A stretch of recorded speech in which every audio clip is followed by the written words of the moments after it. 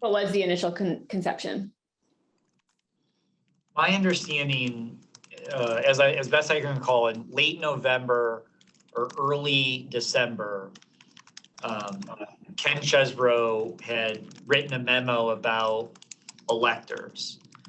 And my initial conversations with Justin Clark were that Justin asked me to look into the matter as a contingency. If somehow the campaign was able to win in Wisconsin, then the votes of the electors would be submitted.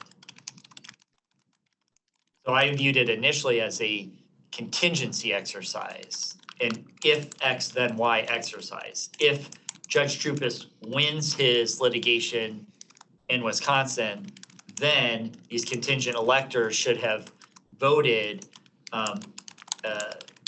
to be prepared for if there was a switch. In particular, I wanted to draw your attention to what's the second paragraph. It starts, I spoke this evening with Mayor Giuliani, who is focused on doing everything possible to ensure that all the Trump-Pence electors vote on December 14th.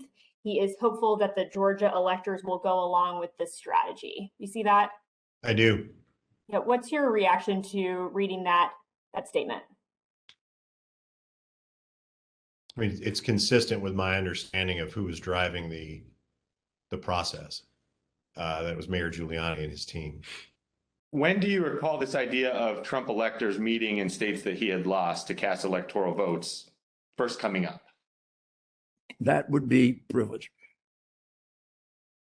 Who was involved in that effort to have these Trump electors meet and cast votes in those states that I listed from your team? That would also be privilege. And what was your role, if any, in having alternate electors meet in states that Mr. Trump had lost, including Pennsylvania? The 5th. Did you discuss the alternate electors plan with President Trump, either before or after the electors met and cast votes on December 14th, 2020? The 5th. And in this email, Mr. Findlay wrote, Rudy's team has designated Ken Chesbrough as the point person for the legal documents and Mike Roman as the lead for executing the voting on Monday. Both are copied here and can assist in resolving outstanding issues in your state. Is it accurate that Mr. Giuliani designated you as the lead for executing the voting by alternate electors in advance of December 14th and the meeting of the Electoral College? The 5th. Was it surprising to you to see that John Eastman and Rudy Giuliani and others associated with them were, sort of pointing to these alternate slates in the context of the joint session?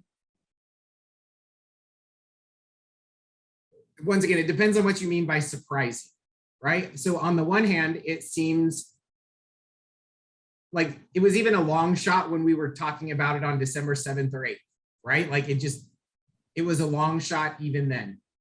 At some point in the campaign, though, nothing really became surprising.